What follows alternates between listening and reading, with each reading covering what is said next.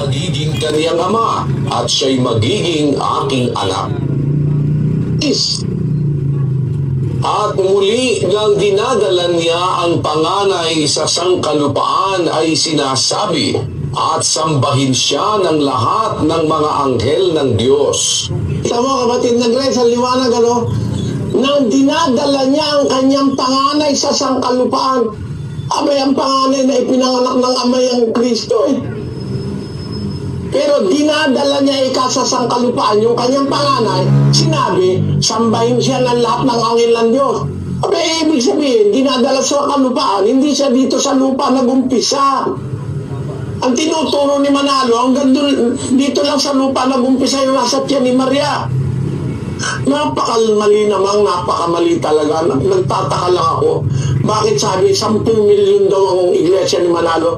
Hindi mo 10 milyong nabulag na ang Kristo kay Maria nag-umpisa. Liwaliwanag sa Biblia, sabi ng Diyos, sa araw na ito, pinanganak kita. May pinanganak siya. Espiritu yung ama, espiritu rin yung pinanganak niya, yung kanyang anak na tinatawag niyang anak. Ang sabi sa Biblia, kanino sa mga anghel sinabi niya kailanman? Mas mabuti si Kristo, mas mataas si Kristo kaysa lahat ng anghel. Bakit? Sapagkat kanino sa mga anghel sinabi niya kailanman, ikaw ay aking anak. Ikaw ay aking ipinanganak ngayon. At muli, ako'y magiging kanyang ama at siya'y magiging aking anak. Bakit? Nanganak sa kanya mismo ang ama Tanungin natin, bakit naman siya ipinanganak ng ama? Asan ba siya dati? Basahin natin ang 1.18 ng Juan. Hindi tinuturo ni Manalo ito. 1.18 ng Juan. Walang taong nakakita kailanman sa Diyos. Ang bugtong na anak na nasa sinapupunan ng Ama, siya ang nagpakilala sa Kanya. Ang sabi diyan kapatid, ang bugtong na anak nasa sinapupunan ng Ama. Si Kristo pala doon nag-umpisa sa sinapupunan ng Ama. Meron palang bosom of the Father na sinasabi sa Biblia. Ito, basahin natin sa English kapatid na ganyan. No man hath seen God at any time. The only begotten God who is in the bosom of the Father, He has explained Him. Na-encounter mo na ba yung sitas na yan, kapatid na Grace, kaysa iglesia ni Manalo? No one has seen God at any time. The only begotten God who is in the bosom of the Father. Ang totoo, kaya hindi nila babasahin yan, yan ang original na nasa Greek scriptures Ang sabi nun sa Greek scriptures, babasahin ko kahit mali-mali ang pronunciation.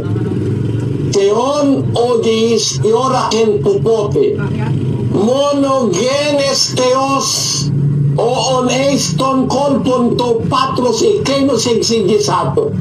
Ang sabi sa Bibliang Grego, na kung isasalin mo sa Tagalog, sa tamang salin, walang taong nakakita kailanman sa Diyos. Ang bugtong na Diyos na nasa sinapupunan ng Ama, siya ang nagpakilala sa Kanya. Ang umpisa ni Kristo, nandun siya sa sinapupunan ng Ama. He is a part of the being of the Father. Bahagi siya ng kasyangaan ng Ama. Nag-exist siya kasama ng Ama mula pa sa eternity. Kaya lang, dumating yung panahon, ipinanganak siya ng Diyos. No? Ito hindi tinuturo ni Manalo Tinuro ba't sa inyo, mga iglesia ni Manalo? Aminin nyo lang. Hindi tinuro sa inyo yan. Nasa Biblia yan Wala pa mundo ng anak ng Diyos Ipinanganak niya na yung kanyang anak. Wala pa mundo. 17:5:24 ng Juan. Pakinggan nyo. At ngayon, Ama, luwalhatiin mo ako sa iyo rin ng kaluwalhatiang aking tinamo sa iyo bago ang sanglibutan ay naging gayon. Ama, yaong mga ibinigay mo sa akin ay ibig ko kung saan ako naroroon, sila naman ay dumuong kasama ko upang makita nila ang kaluwalhatian ko na ibinigay mo sa akin sapagkat ako'y iyong inibig bago natatag ang sanglibutan. Tamo na, naipanganak na siya mula bago pa natatagal sa libutan, inibig mo na ikaako mula. At yung kaluwalhati ang ibinigay mo sa akin bago natatagan sa libutan. Bago natatag may kaluwalhati ang binigay at na-enjoy si Kristo mula sa Ama. Alin yun? Nung tawagin siya ng Ama na ikaw ay aking anak. Yung karangalan ng pagiging anak ng Diyos. Ipinanganak siya ng Diyos nung nasa panahon pa na wala pang materya, wala pang creation, wala pang material creation. Tungkol sa eternity, pinanganak na siya ng Diyos noon, ng Ama. Paano na ka nanganganak yung lalaki, nanganganak. Sabi nung, papakita ko ako sa'yo, kahit nga sa literal, pwede yan, lalo na sa spiritual. Sa literal, ito, nanganganak lalaki, pakinggan mo kung paano mga nakandami. Kapatid na Daniel, The male seahorse rather than the female becomes pregnant.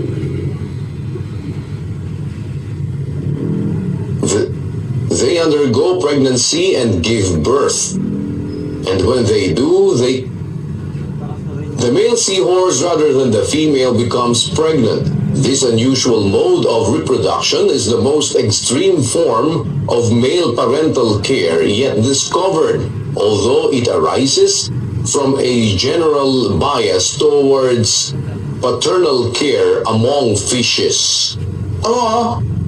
yung palang seahorse, ang nanganganak yung lalaki, siya nabubuntis. Kung yan sa literal posible, lalo na posible sa spiritual yan. Wala namang babae nung una Wala namang Diyos ina Kagaya lang ngayon, meron na mga inang Diyos no? Noong una, wala ang Ama lang at dalawa lang sila. Una, ang Diyos isa lang. Nag-iisa siya. Pero dumating yung panahon, ipinanganak niya yung kanyang anak na mula sa sinapupunan niya. May sinapupunan yung Ama Ito ba mahirap paniwalaan? Ay, ako tiwalang-tiwala ako makapangyarihan sa lahat yun. Pwede mo anak o hindi? Pwede yun. Basahin natin ang awit. Kapatid na Daniel, 94:9. Siyang lumikha ng pakinig, hindi ba siya makakarinig? Siyang lumikha ng mata, hindi ba siya makakakita? Kapatid na Grace, tingnan mo, babasahin ko ulit. Basahin mo tayo.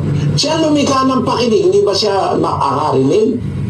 Ang sagot, siyempre, siya gumawa ng pakinig, tapos siya pa hindi makarinig. Nagaya nga tayo ngayon, mga tao, di ba may pakinig tayo? O nakakagawa rin tayo ngayon ng makikinig Ito yung mic ko, nakikinig na yun sa akin nakukuha niya yung sinasabi ko, dinadala sa'yo ngayon Yung mic, siyang lumikha ng mga mata, di ba siya makakakita? Tayo, tao lang tayo Kung alam natin yung principle ng pagkakita, how to see, nakagawa ang tao ng mata, yung camera. Tamo, nakikita mo ko dyan sa lugar ngayon sa Cambodia. Tayong mga tao lang, nakakakita, nakagawa tayo na nakakakita, nakakarinig, nakagawa tayo na nakakarinig. Ulitin ko ulit, kapatid na Grace, para maintindihan mo. Ang lumikha ng pakinig, hindi ba siya makakarinig? Siya lumikha ng mata, hindi ba siya makakakita? Siyang lumikha ng bahay bata, hindi ba siya pwedeng manganak? Ano sagot? Napaka-posible nun. Siya nga gumawa ng bahay bata, siya pa hindi pwedeng manganak. Nanganak siya, yun ang reality. Doon sa eternity, nanganak siya. Ang ipinanganak niya yung kanyang anak bago nilalang ang sanlibutan. Ang katunayang mag-ama na sila nung gawin ng mundo. Basa 34 ng Kawikaan. Pakinggan nyo. Sino ang sumampa sa langit at bumaba Sino ang kumisa ng hangin sa kanyang mga dakot? Sinong nagtali ng tubig sa kanyang kasuutan? Sinong nagtatag ng lahat ng mga wakas ng lupa? Ano ang kanyang pangalan at ano ang pangalan ng kanyang anak? Kung iyong nalalaman. So, ano ang pangalan sino nagtatag ng lahat ng wakas ng lupa? Sino ang gumawa ng mundo? Ano ang pangalan niya? Ano ang pangalan ng kanyang anak? Aba, yung pala nagtatag ng lahat ng bagay mag-ama. Ano ang pangalan niya? Ano ang pangalan ng anak niya? Alam mo ba? Sabi ng kasulatan. Si Kristo yan at saka ang ama eh. Kaya pati nga ang tao nung likhain nila, sabi ng talata, lalangin natin ang tao. Lalangin natin, kapatid na Grace.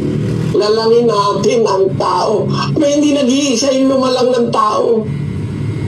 Kaya sabi, may kausap siya, lalangin natin ang tao sa ating larawan ayon sa ating wangis. Kaya maliwanag sa Biblia yan, kung ituturo. Pero kung hindi tuturo at sasabihin, isa lang ang Diyos! Tama naman yun. Wala naman akong tutol na isa lang ang Diyos eh. Pero, yung isang Diyos ng Biblia, sino yun? Yun ang hindi alam. Ang nakalagay, hindi alam ni Manalo yun, ang nakalagay sa Hebrew, nakalagay Elohim. Sinabi ng Diyos, sinabi ni Elohim, lalangin natin ang tao. Ba't Elohim? Yung Elohim kasi, plural yun. Galing sa salitang singular na Eloah. Ang Eloah, ang kahulugan, Diyos. Singular. Ang Elohim ay gods o mga Diyos. Ang hindi matatanggap ni Manalo, magunaw man ang mundo, na si Kristo ay Diyos. Kasi, para sa kanya, isa lang ang Diyos. Pero nasa Biblia, isa lang ang Elohim. Isa lang ang Elohim. Kumbaga, isa lang ang banda. Pero pag sinabi yung banda, may bahista ron, may gitarista ron, may drummer doon, yung banda, parang pamilya. Isa lang ang pamilya. Tama yun, wala akong tutol. Pero yung isang pamilya, may tatay doon, may nanay doon, may anak doon, baka may lolo't-lolo pa rin eh. Kung mahaba ang buhay eh. Ano ibig ko sabihin? Sa Biblia, kapatid, isa ang Diyos. Pero yung salitang Diyos na pinanggalingan sa wikang Ebreo ay Elohim. It denotes plurality. Ibig sabihin, maraming nakapaloob sa isang Elohim o isang Diyos. Andun yung Ama, andun yung Anak, andun yung Espiritu Santo. Kaya lang, wala tayong panahon para pag-aralan niya, kapatid na Grace, pero inayayaan kita, meron tayo uling exposition sa isang araw, tapos meron tayong doctrination session. Sana makinig ka, kapatid na Grace. Ang tinitiyak ko sa iyo, yung binasa kong talata, hindi binabasa ni Manalo yun. At walang ministro ni Manalo bumabasa nun sa tao. Na ang tawag kay Kristo sa original na Grego, bugtong na Diyos. Bugtong na Diyos. Monogenes Theos. Hindi po monogenes Huios, kundi monogenes Theos. Bugtong na Diyos. Kaisa-isang bugtong na Diyos na nasa sinapupunan ng Ama, ipinanganak niya. Kaya lang walang oras eh. Kapatid na Grace, pasensya ka na. Kulang kasi 2 oras dito para maintindihan mong buo sana ang sasabihin ko eh. Kaya lang, konti na lang oras natin. Meron pang 2 natitirang lugar eh. Salamat sa'yo, kapatid na Grace. Sana naunawaan mo kahit kapiraso yung gusto kong sabihin.